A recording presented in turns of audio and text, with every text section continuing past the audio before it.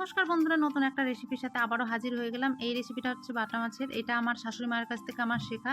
তো চলো এটা কিভাবে বানায় সেটাই তোমাদের সাথে শেয়ার করবো। ভিডিওটা যদি ভালো লেগে থাকে প্লিজ একটা লাইক করে দিও। চ্যানেল নতুন থাকলে অবশ্যই সাবস্ক্রাইব করে পাশে থাকবে, এই আশা রাখছি। তো এখানে দেখতে পাচ্ছ নুন হলুদ লাগিয়ে বেশ ভালো করে সর্ষের তেলে আমি মাছগুলো এপিট ওপিট করে ভেজে নিচ্ছি। এখানে না এই সাইজে ভিডিওতে দেখতে পাচ্ছ এই সাইজের মাছটাই ইউজ করলে বেশি ভালো হয় রেসিপিটা।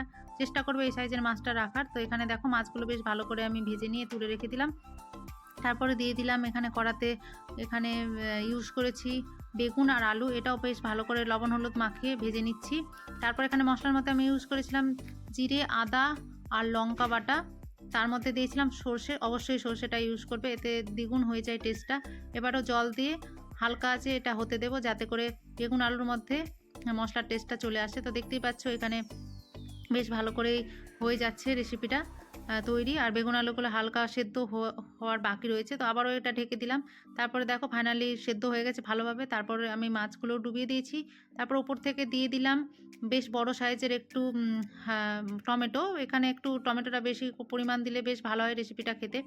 তো এখানে উপরের টমেটোর খোলাগুলো ছাড়িয়ে নিয়েছিলাম আমি। আর এখানে কোনো অসুবিধা হবে না এটা সেদ্ধ হতে। আবারও 2 মিনিট ধরে এটা ঢেকে দেবো। এখানে আমি লবণ টবণ ঠিকঠাক করে টেস্ট করে দিয়ে দিয়েছি। তো দেখতেই পাচ্ছ এরকম গ্রেভিটা হয়েছে আর বেশ ভালো করে টমেটোগুলো সেদ্ধ হয়ে গেছে। তো বন্ধুরা এই রেসিপিটা না সত্যি খুব অসাধারণ হয় খেতে। আর আমার শাশুড়ি তো অসাধারণ রান্না করে, আমিও শাশুড়ি মায়ের কাছ থেকে শিখেছি। তো তাই তোমাদের সাথে শেয়ার করলাম। আর অসাধারণ হয়েছিল, আমিও করেছিলাম। তো এখানে দেখতে পাচ্ছ যে সম্পূর্ণ হয়ে গেছে রেসিপিটা ফাইনালি। এবারে আমি দিয়ে দিলাম এখানে ধনে পাতা।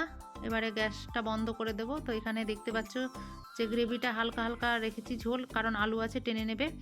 তো এখন তো অনেকটাই গরম আছে, তো এটা ভাত রুটির সাথে সব পেতেই ভালো লাগে। রেসিপিটা কেমন লেগেছে অবশ্যই জানিও, ভালো লাগলে লাইক শেয়ার করে দিও।